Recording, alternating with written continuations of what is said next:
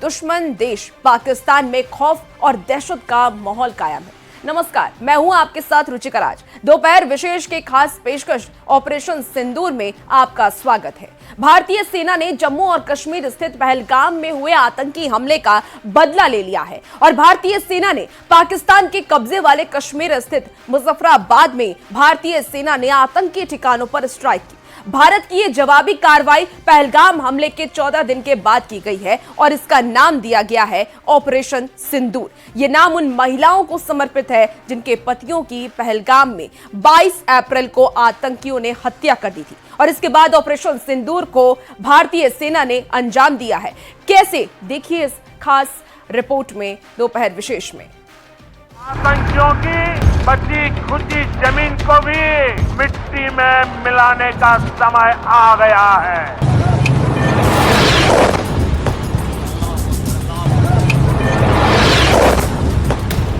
आधी रात को दहला पाकिस्तान।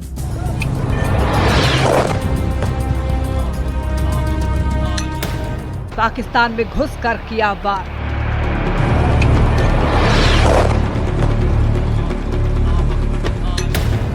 आतंक के अड्डों पर बारूदी बारिश।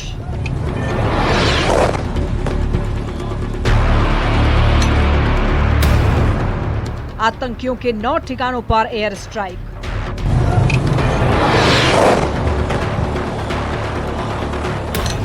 भारत ने 14 दिन बाद लिया पहलगाम हमले का बदला।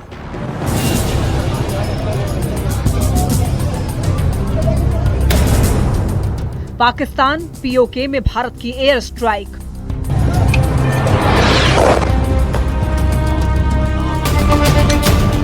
पाकिस्तान में 100 किलोमीटर अंदर तक तबाही।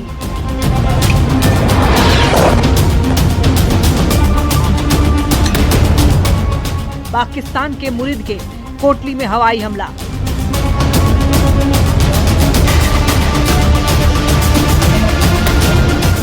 भारत ने पीओके में किया मिसाइल अटैक।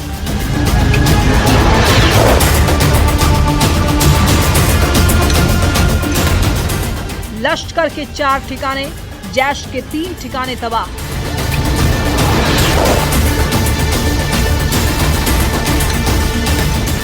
हिजबुल मुजाहिदीन के 2 ठिकाने मिट्टी में मिले।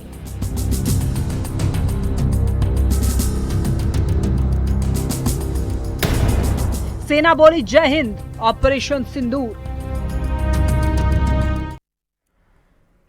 भारत ने पहलगाम हमले का बदला ले लिया है। आधी रात में पाकिस्तान और पीओके पर एयर स्ट्राइक की। आतंक के इन ठिकानों पर स्ट्राइक की गई। इससे पहले 24 अप्रैल को पीएम मोदी ने मधुबनी में वादा किया था कि अब आतंक की बची खुची जमीन भी तबाह करने का वक्त आ गया है और उसे सेना ने पूरा कर दिखाया है, जिस पर हर भारतीय को गर्व महसूस हो रहा है और देशवासियों का जोश हाई है। आतंकियों की बची खुची जमीन को भी मिट्टी में मिलाने का समय आ गया है और भारत ने पाकिस्तान के तीनों हमलों का मुंहतोड़ जवाब दिया है।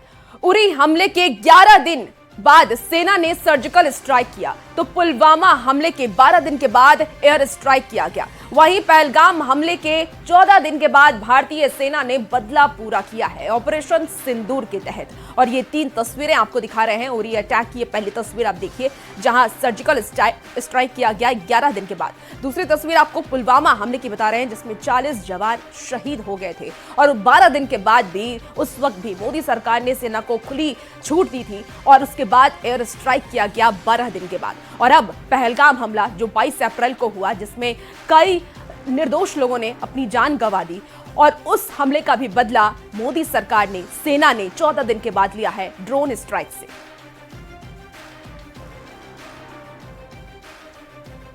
भारत के ऑपरेशन सिंदूर से पाकिस्तान के लोगों में दहशत का माहौल देखा जा रहा है।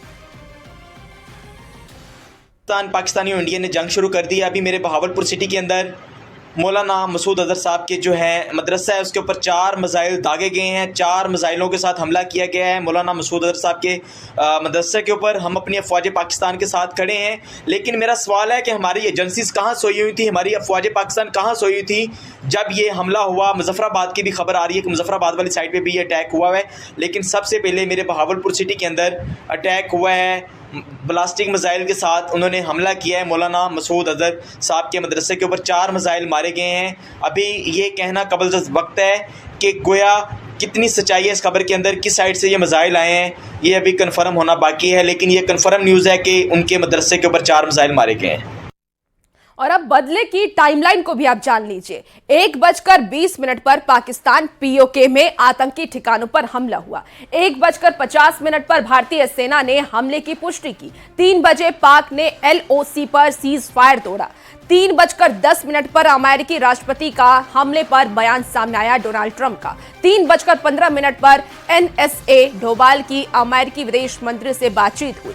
3:20 पर लाहौर सियालकोट एयरपोर्ट 48 घंटे के लिए बंद किया गया। तो ये जो सिलसिलेवार तरीके से वो आपको टाइमलाइन हम आपको बता रहे हैं।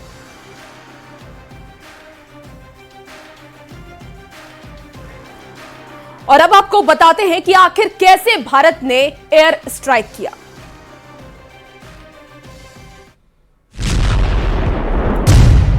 आतंक के खिलाफ सबसे बड़ी स्ट्राइक, पहलगाम नरसंहार का खौफनाक बदला, भारतीय सेना का ऑपरेशन सिंदूर। जब देश नींद में था तो पाकिस्तान की नींद उड़ाने वाली उस स्ट्राइक को अंजाम दिया गया जिसकी दहशत पाकिस्तान को रह रहे कर सता रही थी। एक के बाद एक 9 ठिकानों पर हमला किया गया। इन हमलों के दौरान पीओके में 5 और पाकिस्तान के पंजाब प्रांत में 4 जगहों पर स्ट्राइक की गई। इन सभी हमलों में आतंकी ठिकानों को टारगेट किया गया। खबर है कि बहावलपुर में जैश के मुख्यालय को निशाना बनाया गया, जबकि मुरीदके में लश्कर तैयबा के हेडक्वार्टर। इस हमले को बहुत बड़ी प्लानिंग के तहत अंजाम दिया गया। जानकारी के मुताबिक आतंकी अपने हाइडआउट से शिफ्ट होने वाले थे।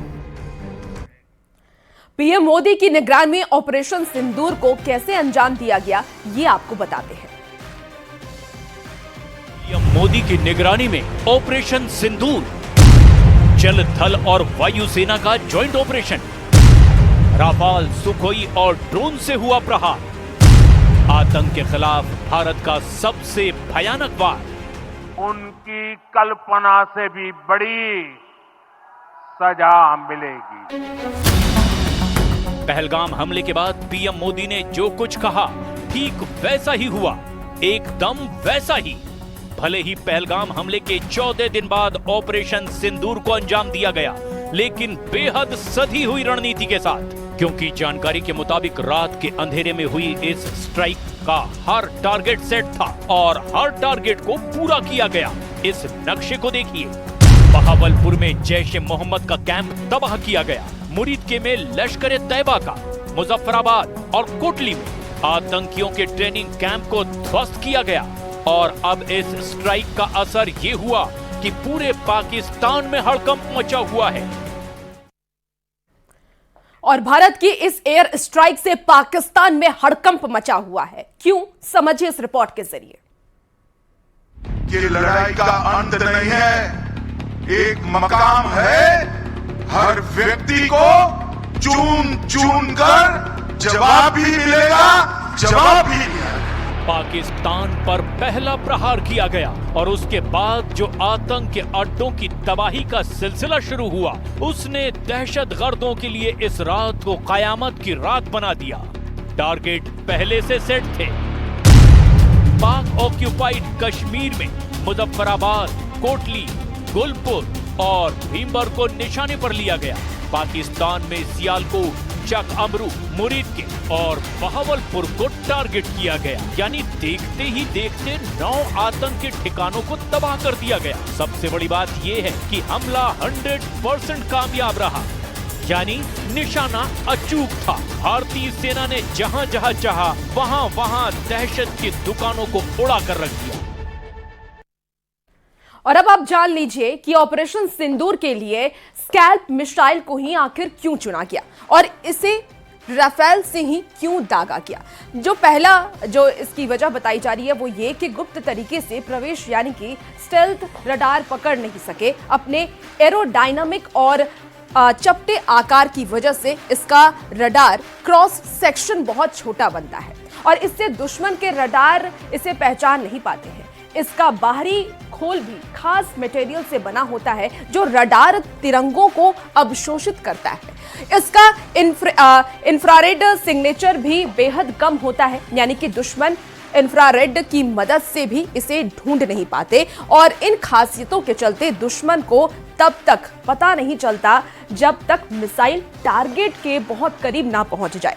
दूसरी जो बड़ी वजह है वो ये कि लंबी दूरी से हमला करना, बिना बॉर्डर क्रॉस किए हमला, इसे लगभग 560 किलोमीटर की दूरी से दुश्मन के ठिकानों पर दागा जा सकता है। इसका मतलब यह है कि राफेल विमान को दुश्मन के एयर डिफेंस जोन में जाने की जरूरत नहीं होती और इससे पायलट और विमान दोनों का जोखिम कम होता है। जो तीसरी बड़ी वजह बताई जा रही है वो ये है कि सटीकता।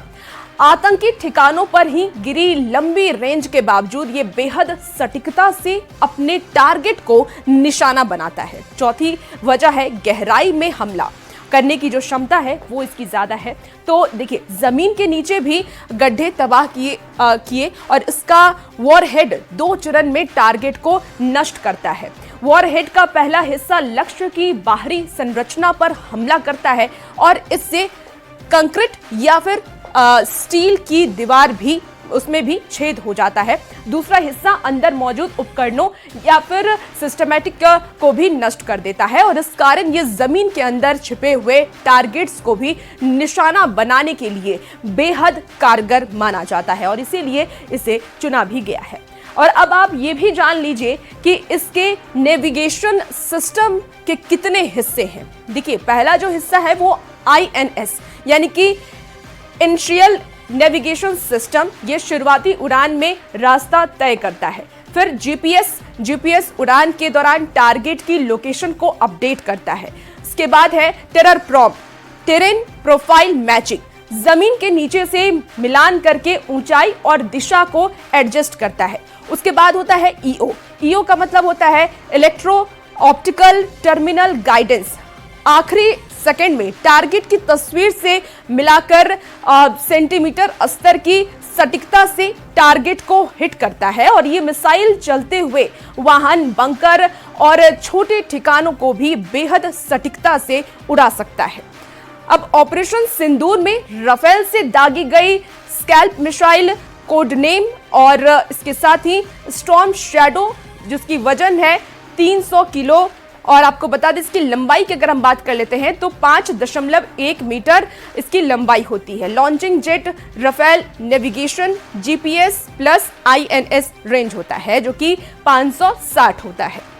तो ये जो तमाम जो जानकारी है वो हमने आप तक पहुंचाई है। आपको अब बताते हैं कि भारतीय खुफिया एजेंसी रॉ ने सभी टारगेट की पहचान की थी, जिसके बाद पूरी प्लानिंग के साथ लश्कर और जैश के ठिकानों पर हमला किया गया। आइए जानते हैं कि ये कौन कौन से ठिकाने हैं और इंटरनेशनल बॉर्डर से कितने दूर हैं। जो पहला ठिकाना है वो है बहावलपुर का, अंतरराष्ट्रीय सीमा से लगभग 100 किलोमीटर की दूरी पर है। यहाँ जैश-ए-मोहम्मद का मुख्यालय था जिसे भारतीय सेनाओं ने ध्वस्त कर दिया है। दूसरा जो ठिकाना है वो है मुरीदके, ये आतंकी ठिकाना इंटरनेशनल बॉर्डर से 30 किलोमीटर दूर स्थित है। यहाँ लश्कर-ए-तैयबा का शिविर था जो कि 26/11 मुंबई हमले से जुड़ा भी था। तीसरा जो ठिकाना है वो है गुलपुर, ये आतंकी ठिकाना LOC, पुंछ और रजौरी से 35 किलोमीटर दूर स्थित है। चौथा ठिकाना लश्कर कैंप सवई है, ये आतंकी ठिकाना POK के तंगधार सेक्टर के अंदर 30 किलोमीटर दूर स्थित है। पांचवा ठिकाना है बिलाल कैंप, जैश-ए-मोहम्मद का लॉन्च पैड, ये ठिकाना आतंकियों को सीमा पार भेजने के लिए इस्तेमाल किया जाता है। जो छठा ठिकाना है वो है कोटली, एलओसी से 15 किलोमीटर दूर स्थित लश्कर का शिविर, ये 50 से अधिक आतंकियों की क्षमता वाला ठिकाना है। और चौथा ठिकाना है बरनाला कैंप, ये आतंकी ठिकाना एलओसी से 10 किलोमीटर दूर स्थित है। 8वां ठिकाना वो है सरजाल कैंप, सांबा कठुआ के सामने इंटरनेशनल बॉर्डर से 8 किलोमीटर दूर स्थित जैश का प्रशिक्षण केंद्र है। 9वां ठिकाना है महनूमा कैंप, ये सिलायकोट के पास है और ये हिजबुल मुजाहिदीन का प्रशिक्षण शिविर था और इंटरनेशनल बॉर्डर से 15 किलोमीटर दूरी पर स्थित था। देखिए, ऑपरेशन सिंदूर से जुड़ी आपको एक बड़ी खबर बताएं, जहां कैबिनेट सूत्रों के हवाले से ये बड़ी खबर सामने आ रही है। कैबिनेट ने, पीएम मोदी ने ऑपरेशन की जानकारी दी, पाक के खिलाफ चलाए गए ऑपरेशन की जानकारी दी।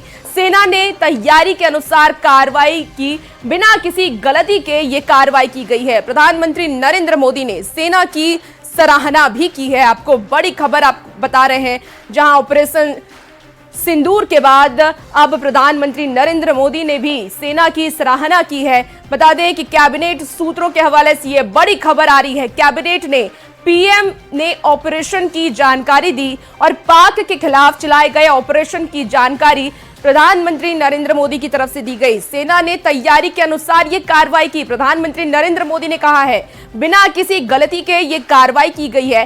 पीएम ने सेना की सराहना भी की है। बड़ी खबर आपको इस वक्त बता रहे हैं, जहां ऑपरेशन सिंदूर चलाया गया, रात के 1:30 बजे ये एयर स्ट्राइक किया गया और अब प्रधानमंत्री की तरफ से भी सेना की सराहना की जा रही है। प्रधानमंत्री ने भी कहा है कि हमें अपनी सेना पर गर्व है। प्रधानमंत्री ने खुली छूट दी थी सेना को और कहा था कि उन्हें जो सही लगे वो करे। और उसके बाद ये एयर स्ट्राइक किया गया ऑपरेशन सिंदूर के नाम से, और जिसमें कि 70 से ज्यादा आतंकियों की इसमें मौत हो गई है। 9 ठिकानों पर सेनाओं ने संयुक्त कार्रवाई करते हुए हमला किया और उसके बाद अब इसे लेकर के देशवासियों में तो खुशी है ही, साथ साथ प्रधानमंत्री नरेंद्र मोदी ने भी सेना का आभार जताया है और कहा है कि हमें अपनी सेना पर गर्व है, उनके काम की उन्होंने सराहना की।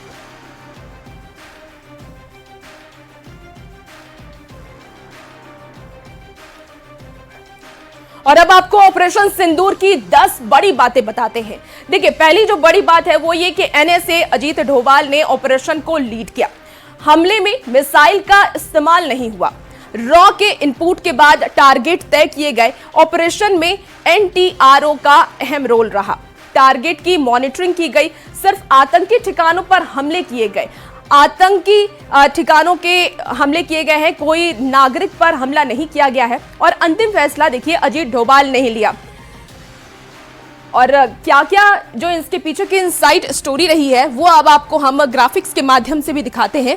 देखिए, रॉ के इनपुट के बाद ये आगे की जानकारी ली गई और उसके बाद देखिए एनएसए अजीत डोभाल के साथ बैठके हुई। हमले में मिसाइल का इस्तेमाल नहीं किया गया। रॉ के इनपुट के बाद टारगेट तय किए गए। कंट्रोल रूम से अजीत डोभाल लगातार मॉनिटरिंग कर रहे थे और एनएसए अजीत डोभाल ने ऑपरेशन को लीड किया है। हमले में मिसाइल का इस्तेमाल नहीं हुआ है।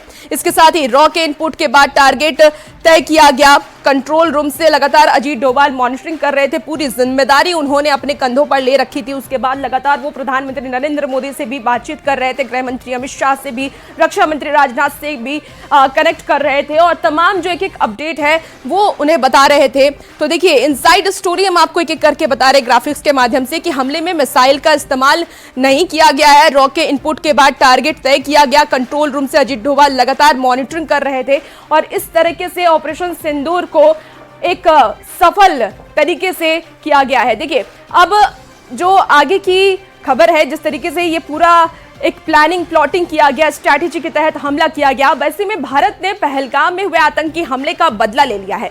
भारत ने पाकिस्तान के मुजफ्फराबाद समेत 9 आतंकी ठिकानों को मिसाइल से हमले से तबाह किया, जिसको लेकर के दरभंगा के लोगों के में भी काफी ज्यादा खुशी देखी जा रही है और भारतीय सेना को इसके लिए वो धन्यवाद भी कर रहे हैं।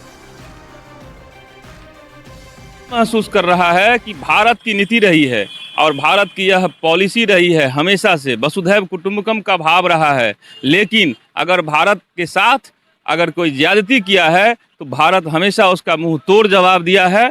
आज भारत, वही भारत प्रभावशाली भारत अपनी ताकत दिखाया है और ताकत दिखा करके पाकिस्तान के अंदर में घुस करके जो दुश्मन मेरे निर्दोष निसहाय जो वहाँ पर में यात्री थे उनके साथ उनका जो चुन चुन करके नाम पूछ करके धर्म पूछ करके जिसने हत्या किया उसका आज मुंहतोड़ जवाब भारत दिया है। इंतजार कर रही, बहुत बेसब्री से इंतजार हम लोग कर रहे थे। सही किया है भारत। क्या पता चला, कब उठे और कैसे पता चला? हम तो 12 बजे रात में ही संकेत मिल रहा था, तो सुबह पर टीवी खोले हैं तो चालू है। बहुत अच्छा हुआ ये। पहलगाम हमले के जवाब में भारतीय सेना ने पाकिस्तान पर हमला कर कई आतंकी ठिकानों को तबाह कर दिया है, जिसके बाद देश भर में खुशी का माहौल है। लोग सरकार के इस एयर स्ट्राइक का जमकर तारीफ कर रहे हैं और आतंकवाद को जड़ से मिटाने की अपील भी कर रहे हैं। मौके से ज्यादा जानकारी दे रहे हैं न्यूज 18 संवाददाता अवनीश कुमार सिंह। पहलगाम हमले के बाद भारत ने एयर स्ट्राइक किया है और पाकिस्तान में कई आतंकी ठिकानों को निशाना भी बनाया है। वैसी स्थिति में मोतिहारी के लोग भी काफी उत्साहित हैं। लगातार जो कार्रवाई हो रही है, सैन्य कार्रवाई हो रही है, उसको लेकर लोग काफी उत्साहित भी दिख रहे हैं। बताइए, सैन्य कार्रवाई हुई है, कई आतंकी ठिकानों को निशाना बनाया गया। कितनी उम्मीद थी कि कार्रवाई होगी, भारत कार्रवाई करेगा? देखिए, ये उम्मीद तो नहीं थी कि भारत को ये भी कि इस तरह का जो है ना निंदनीय घटना पाकिस्तान के तरफ से कराया जाएगा, और जब इसको ये उम्मीद नहीं था कि इतना निंदनीय घटना वो करवा सकता है, तो भारत उसके लिए किसी भी हद तक का कदम उठा सकती है, ये हम लोग को विश्वास है। नरेंद्र मोदी के नेतृत्व में ये भारत सरकार अभी चल रहा है, इसलिए किसी भी तरह का कदम उठा सकते हैं। और क्या चाहते हैं आप लोग? हम लोग चाहते हैं कि बस इसका बदला जो है, जिस तरह से ये 28 हुआ है और वहाँ 8 लाख हो। क्या कितनी उम्मीद थी आपको कार्रवाई बड़ी होगी? देखिए, भारत सरकार ने और मोदी जी ने जो यह काम किया है अति सराहनीय है। और यह चीज देखने को मिला है, भारत में हमेशा देखने को मिलता है, देश के सारे लोग, हिंदू हो या मुसलमान हो, कश्मीर के हो या बिहार के हो या मोतिहारी के हो, सब लोग अभी बड़ी उत्साहित हैं। चाह रहे हैं कि पाकिस्तान एक आतंकवादी देश है, हमेशा वह शांति में विश्वास, सौहार्द में विश्वास नहीं करता है। भारत एक सौहार्दपूर्ण और शांति प्रिय लोग यहाँ के लोग हैं, वो हिंदू हो या मुसलमान हो, सब लोग शांति प्रिय चाहते हैं। हम लोग पाकिस्तान जब अति कर दिया तो हर भारत सरकार ने खो दिया, और अभी हर जो उपाय उनका जो हो रहा है वो अविश्वसनीय उपाय उनका होगा, जो भविष्य में उनको पता चलेगा कि भविष्य में भारत से लड़बे नहीं करेंगे। खत्म। उम्मीद थी आपको? जी, हमको पूरी उम्मीद थी कि जो ने इतना कृत्य के पाकिस्तान किया है इंडिया के, मतलब एकदम क्या कहा जाए उसको, कि बेगुनाह को मारा। और क्या चाहते हैं आप लोग? हम लोग चाहते हैं कि जो स्ट्राइक हुआ है, हो रहा है, माननीय प्रधानमंत्री जी सोच लिया है कि आतंकवाद को पूरा खत्म कर देंगे हम पाकिस्तान में। तो ऑपरेशन सिंदूर की जो तमाम अपडेट है वो हम